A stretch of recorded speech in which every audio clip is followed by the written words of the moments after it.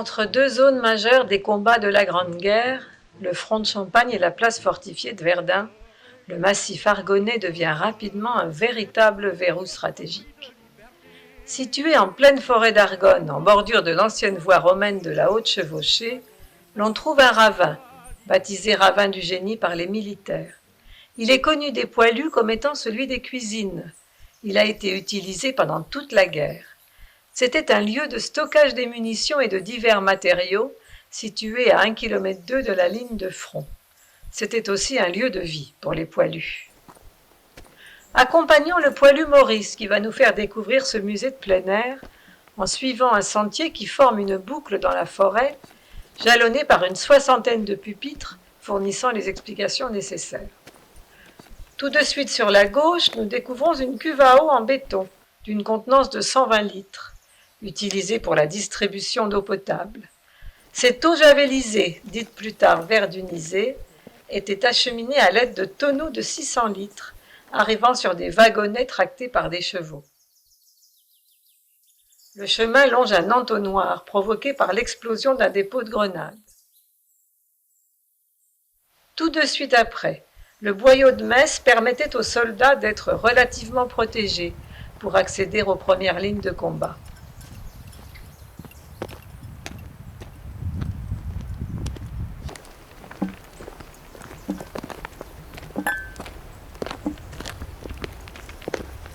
Un peu plus tard, des abris-cavernes ont été creusés dans la Gaise, roche siliceuse rare et tendre. Certains servaient de dortoirs, d'autres de poudrières.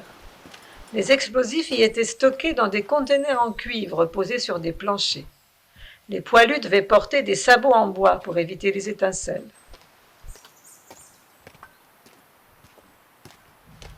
Descendons avec Maurice.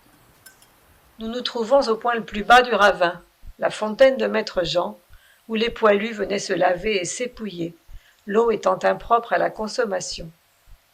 Ce lieu est très authentique car il n'a subi aucune transformation et il nous permet d'imaginer le quotidien de la vie des soldats.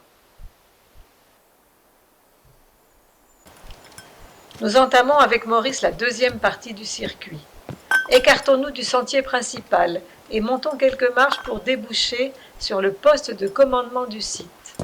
Un abri creusé dans la Gaise où se trouve encore la cheminée d'origine et une issue de secours avec une échelle permettant de descendre au niveau inférieur.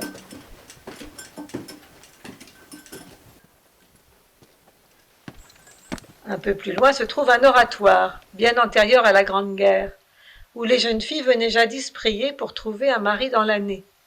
Il a été transformé en citerne à eau pour les besoins de la guerre.